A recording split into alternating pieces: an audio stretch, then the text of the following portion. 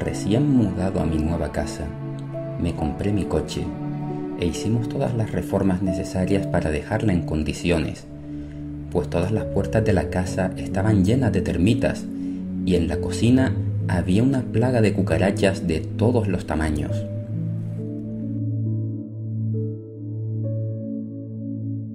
Enfrente a la puerta de mi casa vivía mi vecino Javier, de mi edad, pero mi relación con él era simplemente la de saludarnos si alguna vez nos cruzábamos en la escalera del edificio.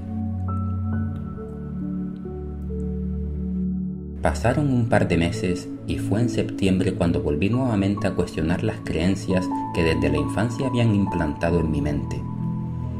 Desde niño me habían enseñado a ser temeroso de Dios, pero si yo tenía que ver a Dios como a un padre, ¿acaso un hijo debe de tener miedo a su padre? Por lo tanto, yo pensaba que a Dios había que amarlo y no temerlo, pues lo normal es que un hijo ame a su padre y no que le tenga miedo. Me leí entonces un libro que cayó en mis manos, El mundo de Sofía, que a través de una adolescente te contaba de manera muy amena la historia de la filosofía. En dicho libro pude ver cómo el Dios de la Biblia, vengativo, colérico, que llevaba a su pueblo a la guerra y que exigía continuos sacrificios, era el mismo Dios que también tenían las naciones contemporáneas, pero con diferentes nombres. Todo esto que iba aprendiendo me hacía sacar mis propias conclusiones y llegué a la conclusión de que Dios era producto de la mente del hombre y que por lo tanto había sido el hombre quien había creado a Dios y no al revés. Todas mis amistades formaban parte del mismo ambiente religioso, pues te recalcaban que los que estuvieran fuera del mismo eran enemigos de Dios y estaban al servicio del diablo, y por lo tanto no debíamos tener amistad con alguien de fuera.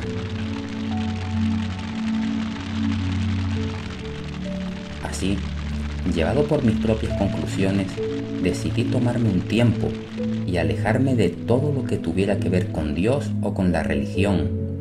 No creía en nada, tan solo creía que teníamos esta vida y que tenía que disfrutarla. En mi decisión perdí a todas mis amistades, a todas excepto a Peña, quien me demostró que nuestra amistad estaba por encima de cualquier creencia, y esas son las amistades verdaderas. Los años fueron pasando, llegando ya al año 2005, y yo llevaba una vida sencilla y rutinaria, centrado en mi casa y mi trabajo. A mitad de dicho año, mi padre nos dijo que le habían detectado unos tumores en el hígado y que los médicos se estaban planteando el ponerlo en lista de espera para un trasplante. El hecho de saber que mi padre necesitase un trasplante de hígado me preocupó bastante y hablé personalmente con el médico que se encargaba de sus revisiones, el cual me dijo que mi padre era un hombre muy fuerte y un buen candidato a dicho trasplante. El médico también me dijo que mi padre tendría mientras tanto que venir regularmente a pincharse en el hígado, una terapia que se conoce como ablación con etanol y que consiste en pinchar alcohol concentrado a través de una larga aguja directamente en el tumor para destruirlo. Mi hermano David y yo fuimos muchas veces con mi padre a acompañarlo. Mientras tanto, en el establecimiento que yo gestionaba, entre muchas otras cosas, se vendían libros. Y había un libro en concreto que siempre debía tener en stock porque se vendía muchísimo en la sección de libros de autoayuda y su título era Muchas vidas, muchos maestros. Lo único que yo sabía de ese libro es lo que ponía la portada, y es que una joven paciente, a través de la terapia de regresión, cambió la vida de su psiquiatra. Por el título también sabía que hablaba de la reencarnación, pero ni siquiera sabía lo que era la terapia de regresión. Aún así, movido un poco por la curiosidad de saber qué hacía este libro tan especial, decidí en ese año 2005 comprar un ejemplar y llevármelo a casa para leérmelo. El libro me pareció tan absorbente y tan interesante que no podía parar de leerlo, y en 2 tardes, en cuanto llegaba del trabajo a casa, me lo leí. Me hizo pensar mucho. ¿Será verdad lo que cuenta el Dr. Brian Weiss? Por otro lado, el sentido común me hacía pensar que a lo mejor era una historia ficticia, que parecía más bien sacada de una película de ciencia ficción, que quizás se la había inventado el doctor para ganar dinero y fama con la venta de dicho libro. Estuve pensando durante más de una semana en ese libro, preguntándome si yo también habría vivido anteriormente, y por lo tanto había algo más cuando dejabas la vida física. Pero me seguía agarrando con fuerza a creer en que no existía nada más que esta vida física y que después de esto se acabó todo y no existe ningún Dios. Y así los días fueron pasando y con el día a día de mi trabajo el libro se fue apartando rápidamente de mi memoria.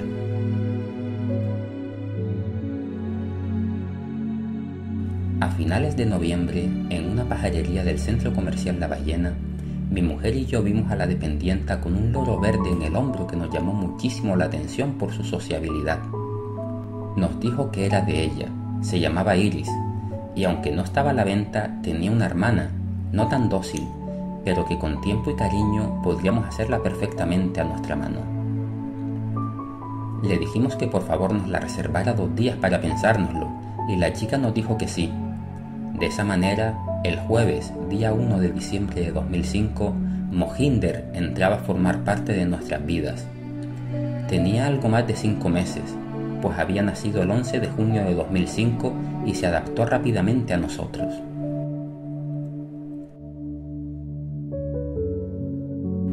Ya hacía meses que mi padre se estaba pinchando en el hígado cada vez con más frecuencia. Así que el viernes 23 de diciembre de 2005 decidí hablar con su médico, el cual le trataba en el hospital Dr. Negrín. Le pregunté que cómo iba el proceso de meter a mi padre en la lista de espera para trasplante de hígado, pues ya habían pasado varios meses y todo seguía igual. El médico me dijo que me sentara y así hice. Me dijo: como te conozco, voy a ser lo más sincero posible contigo, porque esto no lo debería de contar. A continuación me mostró varias pruebas que le habían hecho a mi padre y me las explicó, diciéndome que mi padre tenía un cáncer de hígado bastante agresivo, el cual ya se le había pasado a la vena principal del hígado. Es decir, las células cancerígenas ya estaban en el torrente sanguíneo, con lo que mi padre tenía metástasis. Yo estaba en ese momento como flotando en una nube y le pregunté al doctor: ¿qué me quiere decir con eso? ¿No le van a hacer el trasplante? El médico me dijo: Daniel, a tu padre ya no se le puede hacer el trasplante, porque el cáncer ya se le ha diseminado y el desenlace va a ser el mismo. En ese momento sentí que estaba viendo una película y que nada era real. Enmudecí unos segundos y desperté nuevamente a la realidad para contestar al médico: ¿cuántos meses le quedan a mi padre? El doctor me contestó: viendo el avance de la enfermedad, poco más de 2 meses. El médico me dijo que mi padre debía de llevar una vida tranquila y que coger nervios no le haría ningún bien, sino al contrario, le podrían acelerar el proceso. Me recomendó por lo tanto que no le dijera nada a mi padre y, a ser posible, tampoco a mis hermanos, pues entonces mi padre podría ver un comportamiento diferente en ellos que le hiciera sospechar. Me levanté y salí de la consulta como flotando, como si estuviera en una realidad paralela y nada de lo que me había dicho el médico hubiese tenido lugar. Estaba tan impactado por la súbita noticia que no podía llorar, y de allí me fui para incorporarme a mi puesto de trabajo.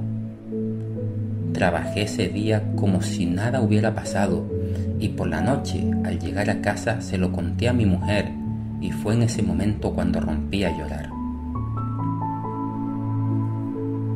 El sábado por la noche, mi mujer y yo pasamos la Navidad en casa de mi padre, sabiendo nosotros que esa iba a ser la última Navidad que pasaríamos con él.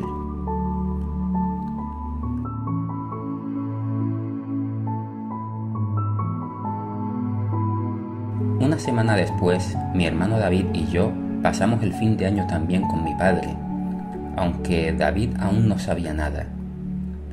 En ese momento yo le propuse a mi padre ir a un médico homeópata que yo conocía para que le mandara medicación natural para fortalecer su organismo. Mi padre me dijo que no le hacía falta, pero yo le insistí con la excusa de que así estaría en mejores condiciones para afrontar el trasplante.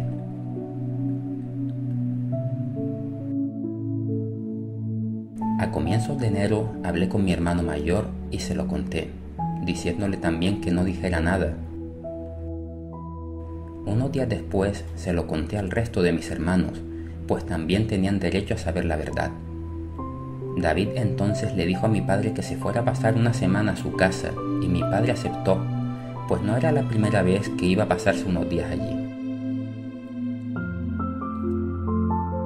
Poco después, mi padre fue al médico homeópata al que yo le recomendé que fuera, el cual le mandó una medicación combinada para fortalecer su organismo, y la medicación realmente fue efectiva en el caso de mi padre, pues las semanas fueron pasando y mi padre nos decía que hacía mucho tiempo que no se encontraba tan bien.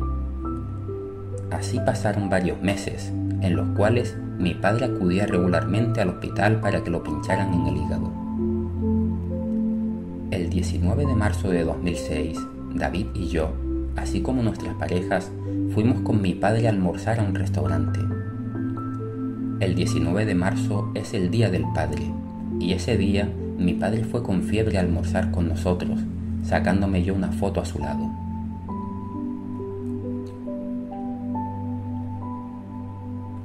Un par de meses después, la enfermedad ya comenzaba a hacer mella en mi padre, el cual tuvo que pasar a ser tratado por la unidad de cuidados paliativos. Aunque la medicina que le había mandado el homeópata a mi padre le había ayudado, la enfermedad seguía ahí, avanzando, y ya no había marcha atrás. En junio de 2006, mi padre se cansaba muchísimo al caminar e incluso al hablar, y su voz ya no era igual, era muy afónica.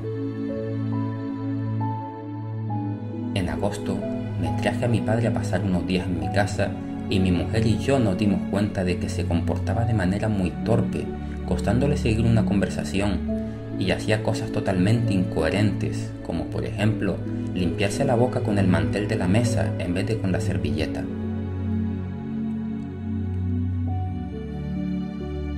Por la noche, tuvimos que llevarlo a urgencias por fuertes calambres en las piernas que le hacían tener un dolor insoportable. Esa noche lo ingresaron y allí fueron pasando los días. Su hígado estaba muy mal y su torpeza era porque ya había comenzado la fase de encefalopatía hepática, es decir, el hígado ya no podía limpiar las toxinas de la sangre, por lo que mi padre fue perdiendo rápidamente la función cerebral, quedando en unos pocos días como un bebé, con pañales, durmiendo todo el día y solo emitiendo gruñidos de manera ocasional.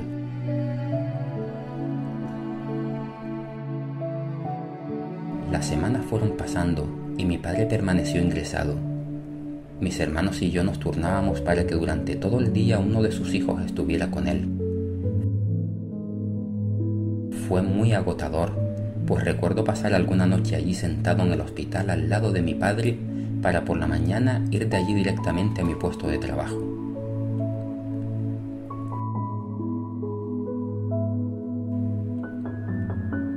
El jueves 14 de septiembre, mi padre comenzó a mejorar, recuperando poco a poco nuevamente gran parte de sus facultades físicas y mentales. Decía no recordar nada de lo que había ocurrido durante ese tiempo, y esto afianzaba más mi creencia en que no había nada más allá del plano físico.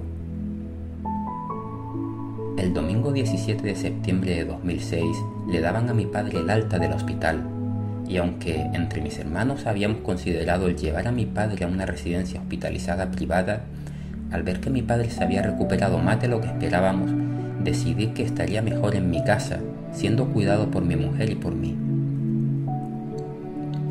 Mi padre recibió muchas visitas de todos sus familiares en esos días, y yo estaba muy contento, pues mi padre parecía el mismo de antes. A día de hoy, sé que esa mejoría le fue dada desde arriba, para que pudiera despedirse de toda su familia. El miércoles 20 de septiembre parecía que esa mejoría volvía a revertirse, con lo que la encefalopatía volvió a hacerse presente. Mi padre comenzó nuevamente a comportarse de manera cada vez más torpe y había que ayudarle a vestirse e incluso amarrarle los zapatos, pues no sabía hacerlo y su conversación comenzaba a ser incoherente. El jueves 21 de septiembre vino por la mañana a mi casa uno de mis hermanos mayores y cuando vio cómo estaba mi padre me dijo: «Daniel, ustedes no pueden asumir solos esta responsabilidad.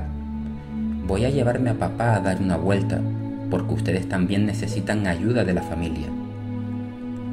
Mi hermano se llevó a mi padre a dar una vuelta y de allí lo llevaría a su apartamento. Mis hermanos mayores hablaron conmigo y me dijeron que mi padre se había vuelto a deteriorar bastante rápido y que descansara yo, pues mi padre necesitaba ya de cuidados médicos y nosotros no podíamos ofrecérselos, con lo que el lunes 25 de septiembre lo ingresaríamos en una residencia médica privada en la que pasaría el tiempo que le quedara acompañado de sus hijos y de los médicos y enfermeras necesarios. Así, mis hermanos se organizaron para estar con mi padre hasta el lunes y que yo descansara.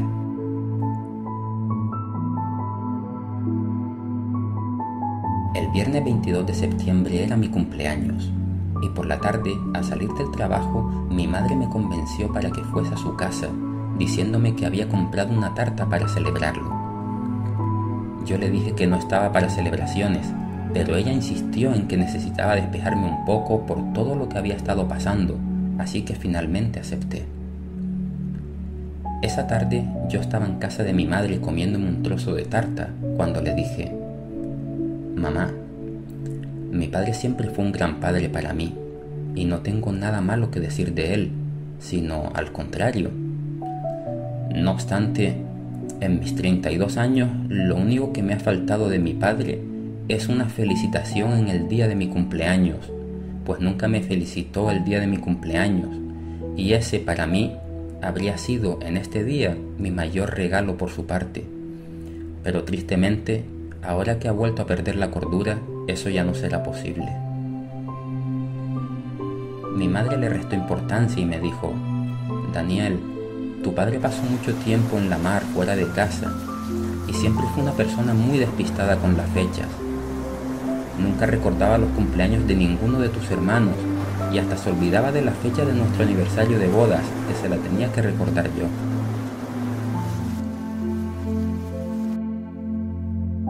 De allí me fui al apartamento de mi padre para verlo, y cuando llegué, allí se encontraba mi hermano David cuidando de él. Mi padre estaba en cama, pues la encefalopatía, aparte de hacer que pierdas las funciones cerebrales, también da mucho sueño. Un rato más tarde llegó mi hermano mayor, el cual pasaría la noche con mi padre.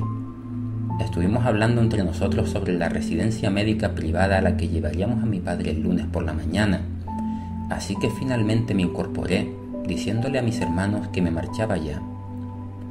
Me levanté, entré en la habitación de mi padre, que estaba en su cama con los ojos cerrados, y le di un beso en la frente. Me di la vuelta y tras avanzar unos pasos, sorprendido, escuché la voz de mi padre, quien me decía: «Daniel, acércate un momento». Me acerqué a él y le dije: «Dime, papá». Entonces mi padre me sonrió y me dijo: «Quería felicitarte por tu cumpleaños, porque hoy cumpliste 32 años». Con esas palabras recibí de mi padre el mejor regalo de cumpleaños de mi vida. Las lágrimas se me saltaron en ese momento. Le di un beso y un abrazo y le dije: «Muchas gracias, papá». Mi padre me miró sonriendo y volvió a cerrar los ojos. Me sequé las lágrimas, salí de la habitación, me despedí de mis hermanos y me marché.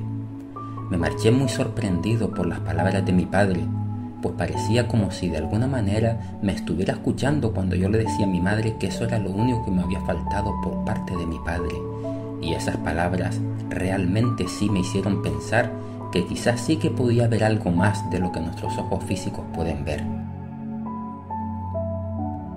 Al día siguiente, muy temprano por la mañana, me llamó mi hermano mayor. Estaba con mi padre en el hospital se lo había llevado como pudo a urgencias, tras haber estado vomitando sangre por la noche.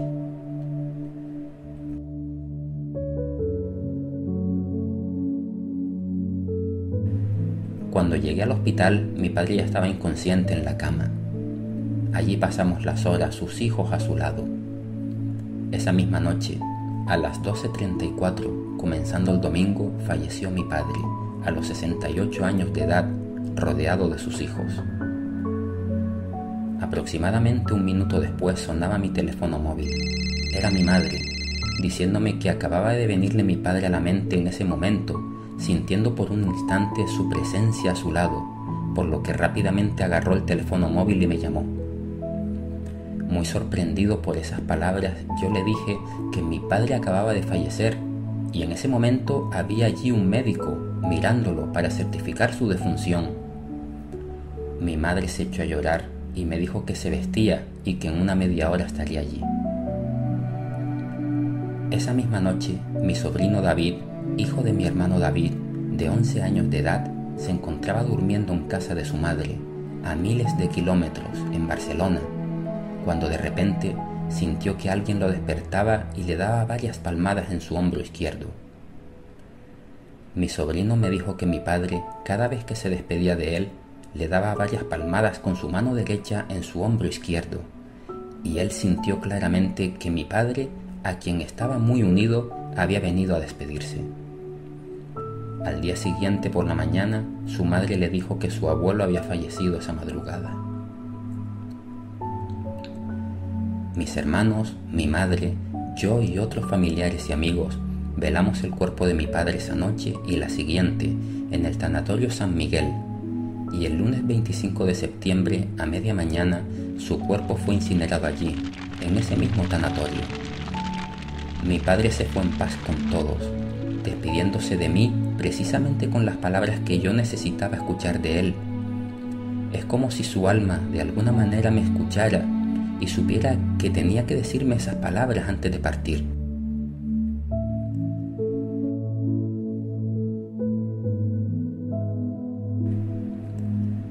Ese lunes 25 de septiembre de 2006 le dije a mi mujer que me gustaría comprarme un loro gris, que el tener un nuevo miembro en casa sería una alegría que me ayudaría a sobrellevar mejor la pérdida de mi padre.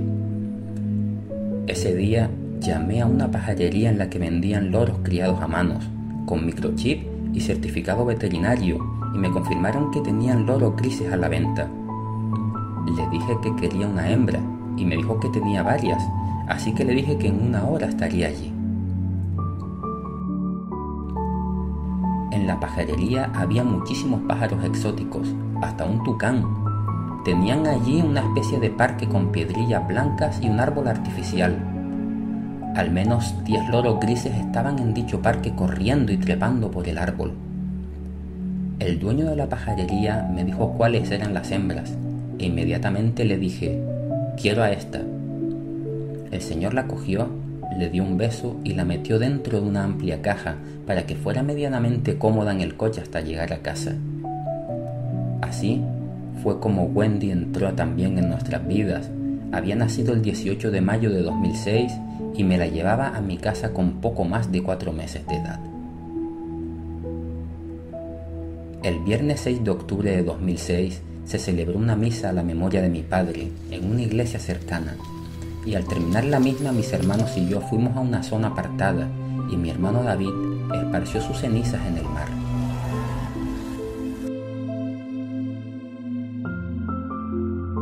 Esa tarde, desde el cielo, un capitán miraba con orgullo a sus hijos.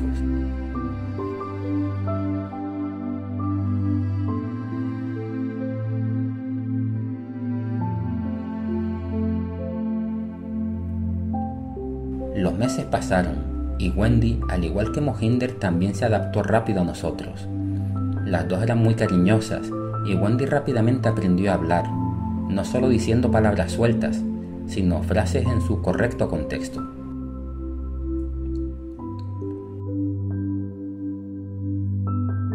En el año 2007 me apunté para hacer la prueba de selectividad y estudiar una carrera universitaria. Quería estudiar psicología clínica y entender la mente humana.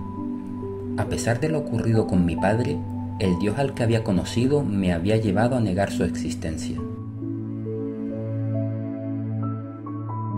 En agosto de 2008, Onésimo Miguel Áñez, con quien me llevaba bastante bien, quien era productor de una marca de golosinas del mismo nombre muy famosa en España, me invitó con todos los gastos pagados a la Vuelta Ciclista a Toledo.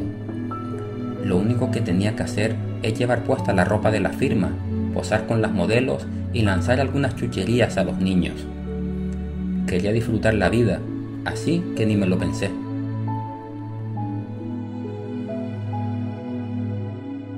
Unos meses después comencé a tener frecuentes dolores de cabeza, que a veces me hacían vomitar, y me tomaba calmantes casi todos los días.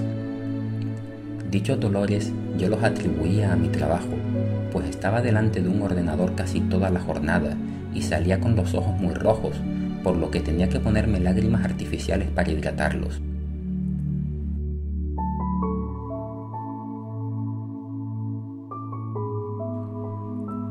A final de dicho año, también comencé a cursar mi primer año de psicología.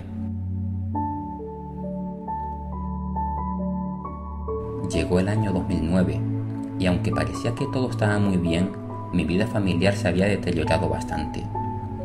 Mi mujer y yo trabajábamos, y yo aparte estudiaba, con lo que prácticamente ya no nos veíamos, y mi matrimonio fue poco a poco camino a un irremediable divorcio.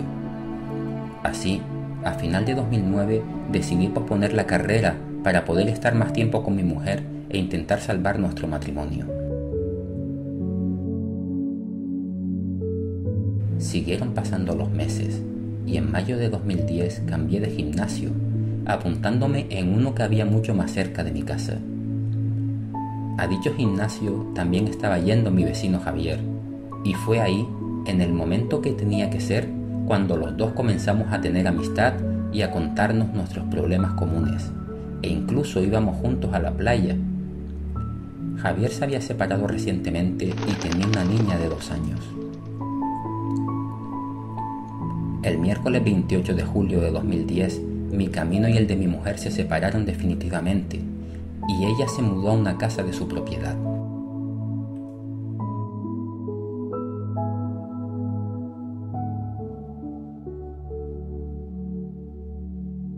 Unos días después, el viernes 6 de agosto, yo estaba solo en mi casa, muy mal emocionalmente, pues las separaciones nunca son plato de buen gusto, y pensé en tocarle a Javier, contarle lo que me había pasado y preguntarle si tenía algo para la ansiedad. Pero las cosas no suceden por casualidad, y el destino ya había comenzado a alinear el camino trazado por mi alma. Ese fin de semana, sin yo saberlo, unos amigos de Javier le habían invitado a pasar el fin de semana en la isla de Lanzarote, algo que jamás había ocurrido antes. A eso de las 9:30, llamé a la puerta de Javier, y la puerta se abrió, y para mi sorpresa no me abría Javier, sino su hermana, de quien en ese momento no sabía ni su nombre, y estaba cuidando de la hija de Javier.